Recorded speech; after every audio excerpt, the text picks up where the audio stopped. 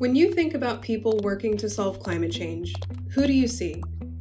Scientists in lab coats? Activists fighting for sustainable consumer products? Well, what about sales associates and graphic designers? Or what about me, a communications manager? The world of climate careers is changing fast, and the way we see climate jobs needs to change with it.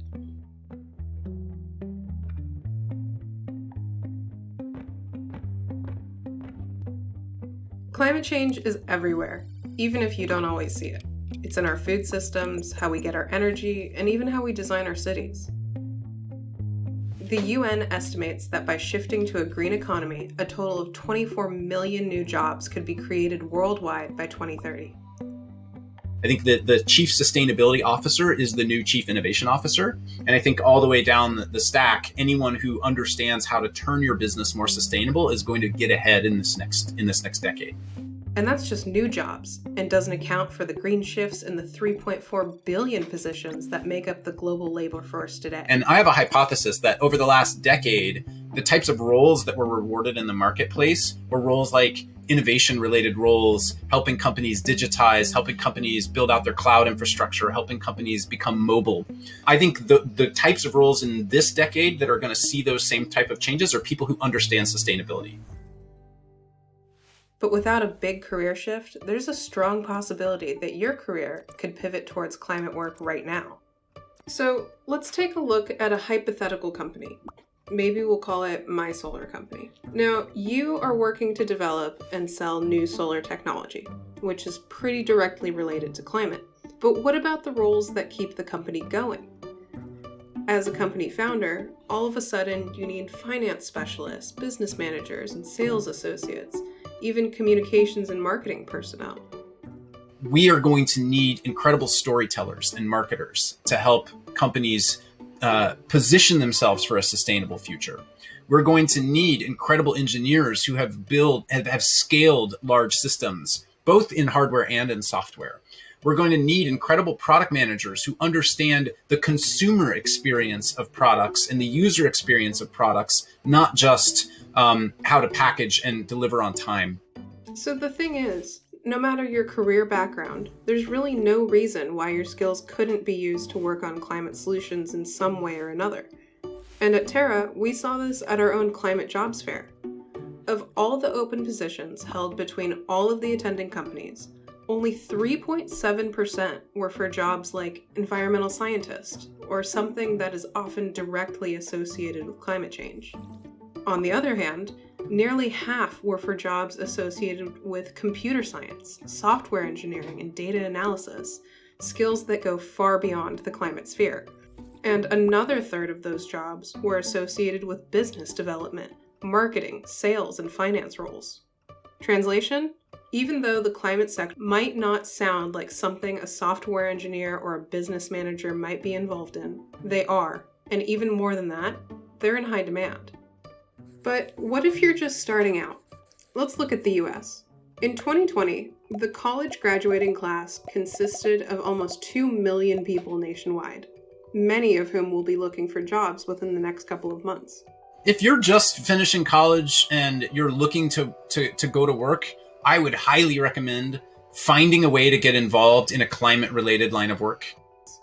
And while the US unemployment rate has edged its way back to 6.7% after the COVID-induced unemployment spike, the class of 2020 will still be competing with the other 10.7 million unemployed Americans for an estimated 6.7 million open jobs. Back in 1999, Facebook didn't exist yet. Twitter didn't exist yet. Uber didn't exist yet. None of those companies existed. But the people who became product leaders at those companies built their product chops the same time I did. That skill set grew with the industry. And today, the same thing is happening in climate. There are roles that 10 years from now are going to be mainstream industry-changing roles that are just in their infancy today. And so if you're coming out of college, hitching your bandwagon in the first decade of your career toward innovative climate-related companies is going to open up so many doors for you over the next decade. But if you're looking for a climate job, it might be hard even knowing where to start. And in a way, that makes sense. When you search for climate jobs on your favorite search engine, you're not going to see all of the roles that make up a company. You're only going to see the jobs that the algorithm has tagged as a climate job.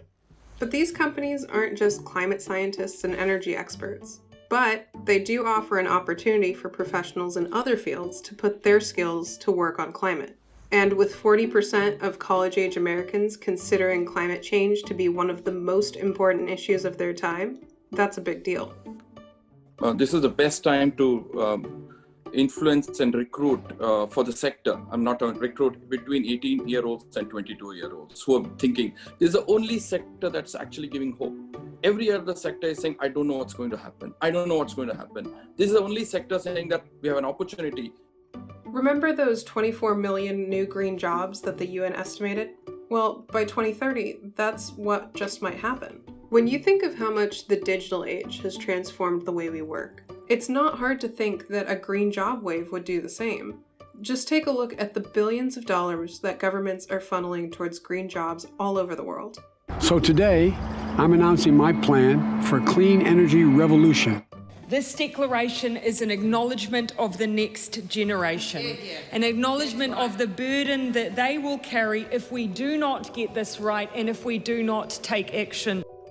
The British government says it will spend $16 billion creating 250,000 green jobs, over $500 million turning water into hydrogen power, and another $3 billion on electric vehicles and charging points.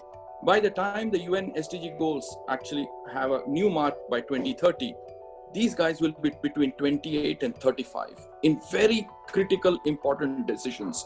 So if we create a mass movement of champions, because this is the only industry that is giving hope, let's catch hold between 18 to 22, make them our champions. We stuck to them during the worst crisis when everybody else rejected them. We don't know. We are the only sector we are actually telling have a solution. And not to get too optimistic, but some are even looking at green jobs as a partial solution to the COVID-induced recessions. COVID does create potentially some opportunities to, catalyze a clean energy transition, or at least speed it up in a way that wasn't necessarily possible before. The pandemic and the need for economic recovery and stimulus has opened up the possibility of much larger scale infrastructure spending than we've ever had before. So let's take a step back. We can look at green jobs in two ways. One, climate change mitigation efforts are done just as much by companies as it is by activists, individuals, and scientists. And that means that everyone inside of companies will be key players tackling the climate challenge, especially those with years of experience in their field.